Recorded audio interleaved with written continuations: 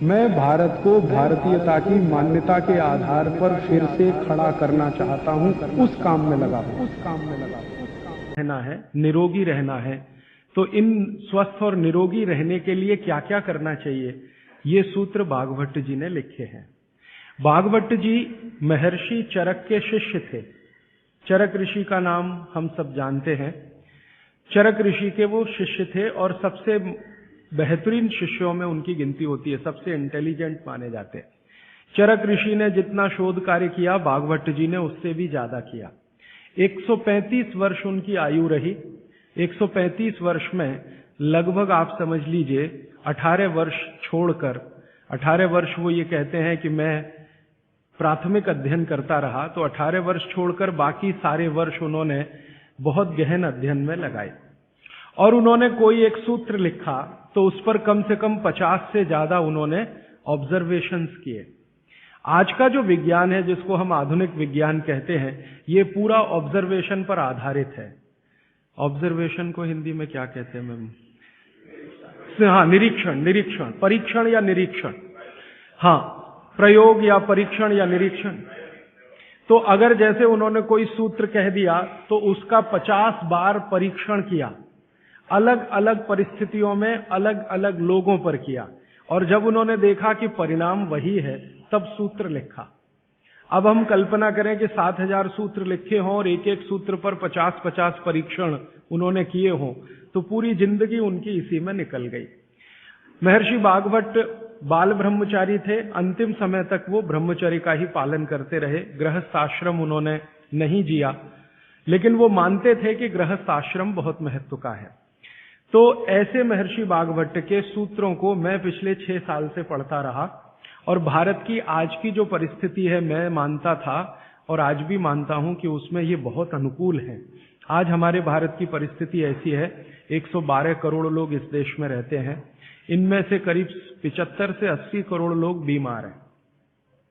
सरकार कहती है कि सिर्फ 30 करोड़ लोग हैं स्वस्थ, बाकी सब हैं बीमार। अलग अलग बीमारियां हैं, वात की बीमारियां हैं, पित्त की हैं, कफ की हैं, और इन बीमारियों का इलाज करने के लिए भारत में कुल मिलाकर 23 लाख डॉक्टर हैं रजिस्टर्ड, जो MBBS, BAMS और BHMS तीनों पद्धति के हैं। 23 लाख रजिस्टर्ड डॉक्टर हैं। अगर अनरजिस्टर्ड डॉक्टर भी इसमें मिला दें तो सरकार कहती है लगभग अनरजिस्टर्ड डॉक्टर भी इतने ही हैं, 25 लाख के आसपास। तो भागवत जी एक सूत्र लिखकर चले गए। वो ये कहते हैं कि हर व्यक्ति अपनी चिकित्सा स्वयं कर सकता है, और इस बात को उन्होंने कहा कि 85% चिकित्सा बहुत आसान है, जो कोई भी व्यक्ति स्वयं कर सकता है। 15% चिकित्सा थोड़ी मुश्किल है, जिसमें आपको विशेषज्ञ की मदद की जरूरत पड़ती है। तो मैंने सोचा क्यों ना ये 85% चिकित्सा जो आसान है वो लोगों तक पहुंचाई जाए। इस दृष्टि से ये व्याख्यान श्रृंखला आयोजित की है। तो कल तक के जितने सूत्र थे वो एक बार मैं आपको दोहरा दूं ताकि आपको याद हो जाए। कल का सबसे पहला महत्व का सूत्र मैंने बोला था कि आप खाना खाने के बाद पानी ना पिए, पानी हमेशा 1.5 घंटे के बाद पिए। कारण मैंने उसका बहुत विस्तार से बताया था, उसमें दोबारा जाने की जरूरत नहीं है। वो पहला सूत्र था कल का। दूसरा सूत्र था कि पानी जब भी पिए तो घूट घूट भर के पिए, एक एक सिप लेकर पानी पिए, जैसे आप गर्म दूध पीते हैं या गर्म चाय या गर्म कॉफी पीते हैं, और उसका कारण भी मैंने आपको समझा दिया था। तीसरा सूत्र है कि आप जब भी पानी पिए तो ठंडा ना पिए, कभी भी ठंडा पानी ना पिए, हमेशा गुनगुना पानी पिए। वैसे जैन दर्शन में इसी को पक्के पानी की कहा जाता है, इसको बात वो बिल्कुल वैज्ञानिक है। भागवत जी भी उसका समर्थन करते हैं। हमेशा गुनगुना पानी पीने की कोशिश करें। आप में से कई लोगों ने सवाल पूछे थे कि गर्मियों में भी क्या गुनगुना पानी पिए। भागवत जी की माने तो गर्मियों में भी गुनगुना पी सकते हैं, लेकिन कोई बहुत तकलीफ आए तो मिट्टी के बर्तन का पानी आप गर्मी के दिनों में 3-4 महीने पी सकते हैं। फिर चौथा सूत्र ये था कल का कि पानी कभी भी पिए तो सवेरे उठते ही सबसे पहले जरूर पिए, माने सुबह की शुरुआत पानी से करें। और उसमें मैंने बताया था कि मुंह का कुल्ला किए बिना वो उठते ही पानी आपको पीना है, क्योंकि रात को जब आप सोते हैं तो जो कुछ भी लार मुंह में बनी है ये बहुत ही कीमती है, इसका औषधीय गुण बहुत है। और जैन दर्शन में इसको अहिंसा के साथ जोड़ा हुआ है, और वो मैंने करके भी देखा है कि सुबह की लार गलती से भी आप किसी चींटी या चींटा या मक्खी पे थूक दो, वो तुरंत मर जाएगा। सुबह की लार अगर आपने गलती से चींटी, चींटा या मक्खी पे थूक दिया, वो तुरंत मर जाता है, क्योंकि उसका औषधीय गुण बहुत प्रबल होता है सुबह सुबह। तो जैन दर्शन ने इसको अहिंसा से जोड़ा, भागवत जी ने इसको शरीर स्वास्थ्य से जोड़ा। तो ये 4 सूत्र मैंने कल आपको बताए थे, ये बहुत फंक्शनल है, ऑपरेटिव। इसके पहले 5 सूत्र पिछले 2 दिनों में मैंने बात की थी। आने वाले शायद एक दिन मैं सब सूत्रों को फिर से रिपीट कर दूंगा, ताकि आपको भूलने ना पाए, आसानी से याद हो। अभी मैं आगे बढ़ता हूं। कल के सूत्र को आगे बढ़ाते हुए मैं एक सूत्र आपके सामने रख कहता हूं। भागवत जी कहते हैं कि जब आप भोजन करें कभी भी, तो भोजन का समय थोड़ा निश्चित करें। भोजन का समय निश्चित करें, ऐसा नहीं कि कभी भी कुछ भी खा लिया। हमारा ये जो शरीर है, ये कभी भी कुछ भी खा लेने के लिए नहीं है। इस शरीर में जठर है, मैंने आपसे कहा, उसमें अग्नि प्रदीप्त होती है। तो भागवती जी कहते हैं कि जब जठर में अग्नि सबसे ज्यादा तीव्र हो, उसी समय भोजन करें, तो आपका खाया हुआ एक एक अन्न का हिस्सा पाचन में जाएगा और रस में बदलेगा, और रस में से मांस, मज्जा, रक्त, वीर्य, मल, मूत्र, मेद और आपकी अस्थियां, इनका विकास होगा। तो कभी भी कुछ ना खाएं। ये पद्धति भारत की नहीं है, ये यूरोप की है। यूरोप में डॉक्टर्स हैं, वो हमेशा कहते हैं कि थोड़ा थोड़ा खाते रहो, कभी भी खाते रहो। हमारे यहां ये नहीं है, थोड़ा थोड़ा खाते रहो, कभी भी खाते रहो।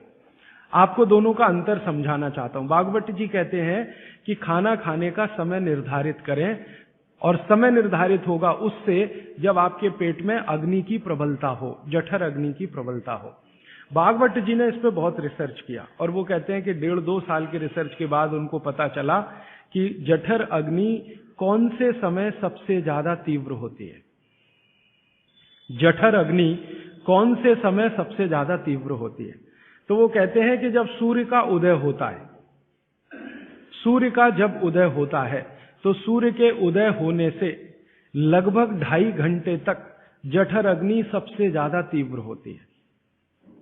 सूर्य के उदय होने से, सूर्य का उदय होना आप चेन्नई के हिसाब से सोच लीजिए, मान लीजिए 7 बजे, तो 7 बजे से लेकर 9:30 बजे तक जठर अग्नि सबसे ज्यादा तीव्र होगी। हो सकता है यही सूत्र अरुणाचल प्रदेश में मैं बात करूं, तो वो 4 बजे से 6:30 का समय आ जाएगा, क्योंकि अरुणाचल प्रदेश में सूर्य 4 बजे निकल आता है। अगर मैं सिक्किम में बात करूंगा तो और 15 मिनट पहले हो जाएगा, और यही बात अगर मैं गुजरात में जाकर करूंगा तो आपसे समय थोड़ा भिन्न हो जाए। तो सूर्य के साथ इसको ध्यान रखें।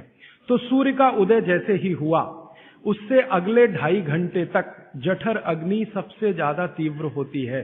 तो भागवत जी कहते हैं कि इस समय सबसे ज्यादा भोजन करें, इस समय सबसे ज्यादा भोजन करें। वो तो एक जगह यहां तक कह देते हैं कि आप अगर संभव हो तो 9:30 बजे के अंदर ही लंच करें।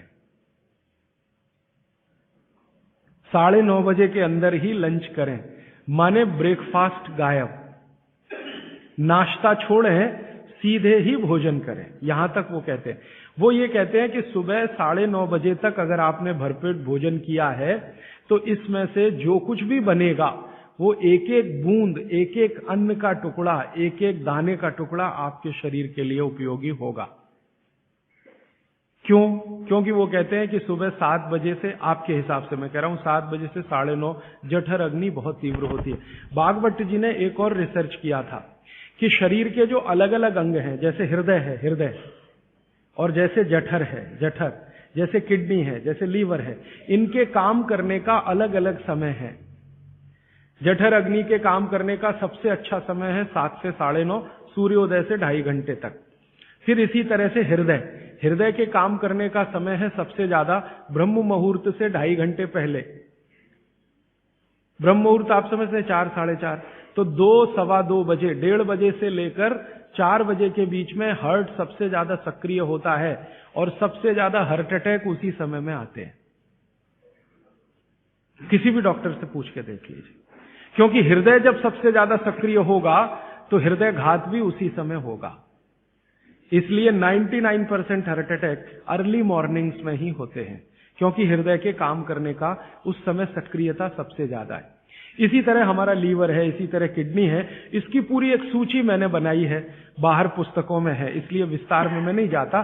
संकेत के लिए आपसे कह रहा हूं कि हर शरीर के अंग का काम करने का एक निश्चित समय है, प्रकृति ने तय किया है, उसको भगवान ने तय किया है।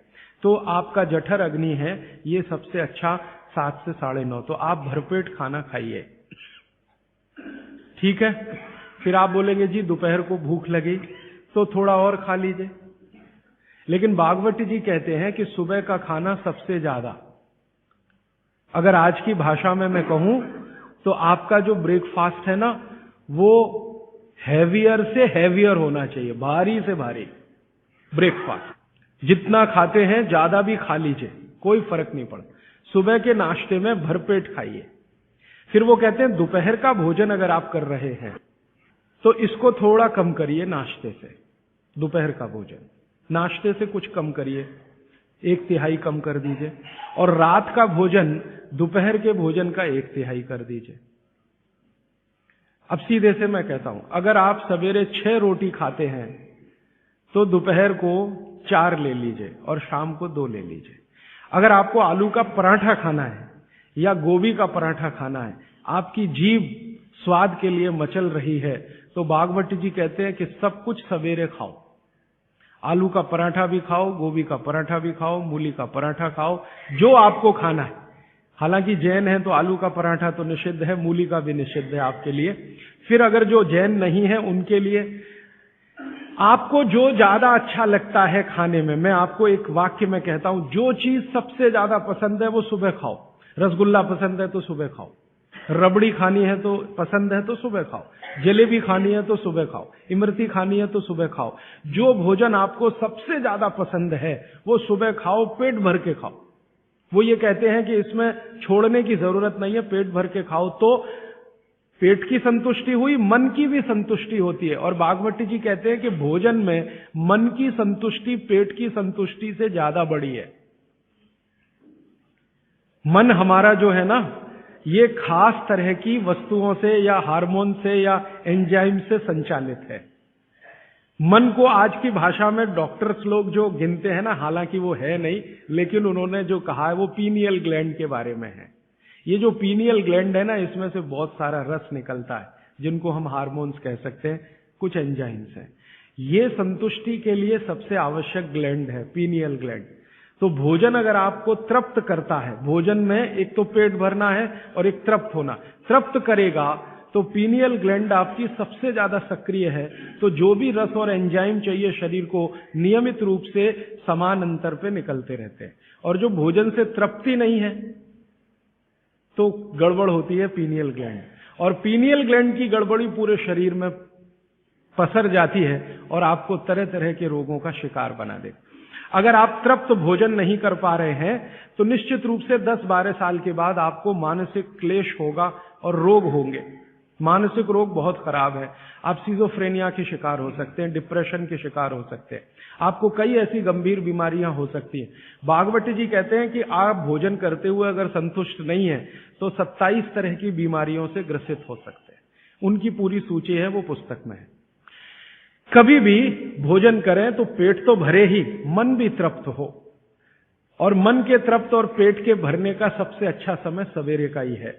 अब मैंने ये भागवती जी के सूत्र को चारों तरफ देखना शुरू किया तो मुझे पता चला कि मनुष्य को छोड़कर जीव जगत का हर प्राणी इस सूत्र का पालन कर रहा है, मनुष्य को छोड़कर, क्योंकि मनुष्य को मैं मूर्ख मानता हूं। हालांकि मनुष्य अपने को होशियार समझता है, लेकिन मनुष्य से ज्यादा होशियार ये जीव जगत के प्राणी हैं। आप चिड़िया को देखो, चिड़िया, कितने भी तरह की चिड़िया, सवेरे सूरज उगते ही उसका खाना शुरू हो जाता है और भरपेट खाती है। 6 बजे के आसपास आप राजस्थान में निकल जाओ, गुजरात में निकल जाओ, सब चिड़िया अपने अपने काम पे लगी हुई है, खाना खाने में खूब जम के खाती है, और पेट भर गया उसके 4 घंटे के बाद ही पानी पीती है, दोपहर को ही पानी पीती। गाय को देखो, सुबह उठते ही सूरज जैसे ही निकलेगा गाय का खाना शुरू हो जाएगा। भैंस का खाना शुरू हो जाएगा, बकरी, बकरे, भेड़, गधा, घोड़ा सब सुबह उठते ही खाना खाना शुरू करेंगे और पेट भर के खाएंगे, छक के खाएंगे, फिर दोपहर को आराम करेंगे। तो ये सारे जानवर, सारे जीव जंतु, आप सांप को देखो, बिच्छू को देखो, कीड़ी को देखो, चींटी को देखो, चींटे को देखो, सब जानवर, सब जीव जंतु जो हमारी आंखों से दिखते हैं, जो नहीं भी दिखते हैं, ये सबका भोजन करने का समय सवेरे सूर्योदय का ही है। सूर्योदय के साथ ही ये सब भोजन करते हैं, इसलिए ये हमसे ज्यादा स्वस्थ रहते हैं। मैंने आपको कई बार ये कहा है, आप उसको हंस देते हैं, किसी भी चिड़िया को डायबिटीज नहीं होता, किसी भी बंदर को हार्ट अटैक नहीं आता। बंदर तो आपके नजदीक है ना शरीर रचना में, बस बंदर और आप में एक ही अंतर है कि उसको पूंछ है, आपको नहीं है, बाकी सब कुछ एक ही है। आपका हृदय बंदर का हृदय, आपका लीवर बंदर का लीवर, आपकी किडनी बंदर की किडनी, सब कुछ समान है। मां का गर्भाशय, बंदरिया का गर्भाशय, सब समान है, एक ही अंतर है, उसको पूछे, आपको नहीं है। तो ये बंदर को कभी भी डायबिटीज नहीं, हार्टराइटिस नहीं, कोई कुछ नहीं, कोई कुछ नहीं। मेरे एक बहुत अच्छे मित्र हैं डॉक्टर रविंद्रनाथ शानबाग, वो रहते हैं कर्नाटक में। कर्नाटक में एक उडुपी नाम की जगह है, वहां रहते हैं, बहुत बड़े प्रोफेसर हैं, मेडिकल कॉलेज में काम करते हैं। उन्होंने एक बड़ा गहरा रिसर्च किया। उन्होंने कहा कि मैंने जिंदगी भर, माने 15-16 साल उन्होंने एक रिसर्च किया कि बंदर को बीमार बनाओ, क्योंकि उन्होंने बहुत सारे वैज्ञानिकों से यह सुन रखा है कि बंदर बीमार नहीं होता, और बीमार होगा तो मरेगा ही, जीवित नहीं रहेगा। तो बंदर को बीमार बनाओ। तो उन्होंने तरह तरह के वायरस और बैक्टीरिया बंदर को डालना शुरू किया, कभी इंजेक्शन के माध्यम से, कभी किसी माध्यम से। वो कहते हैं कि मैं 15 साल असफल रहा, बंदर को कुछ नहीं हो सकता। और मैंने कहा कि आपने ये बता दिया कि ठीक है बंदर को कुछ नहीं हो सकता। वो कहते हैं कि मैंने बहुत कोशिश किया कि उसके ब्लड का कोलेस्ट्रॉल बढ़ा दूं, बढ़ता ही नहीं। तब उन्होंने एक दिन रहस्य की बात बताई, वो आपको भी मैं बता देता हूं कि बंदर का जो ब्लड है ना, उसका RH फैक्टर दुनिया में सबसे आदर्श है। और आपका RH फैक्टर जब नापता है ना कोई डॉक्टर, तो बंदर से ही कंपेयर करता है, वो बताता नहीं आपको, ये अलग बात है। कंपैरिजन बंदर से ही होता है। कारण उसका है कि उसको कोई बीमारी आ नहीं सकती, ब्लड में कोलेस्ट्रॉल बढ़ता नहीं, ट्राइग्लिसराइड कभी बढ़ता नहीं, डायबिटीज कभी होती नहीं, शुगर कितनी भी बाहर से इंट्रोड्यूस करो उसके ब्लड में टिकती नहीं। तो वो प्रोफेसर साहब कहते हैं यार ये सब एक ही चक्कर है कि बंदर सवेरे ही सवेरे भरपेट खाता है, जो आदमी नहीं खा पाता। तो वो प्रोफेसर रविंद्रनाथ शानबाग ने कुछ अपने मरीजों को कहा कि देखो भैया, बंदर की तरह से खाओ, माने सुबह सुबह भरपेट खाओ।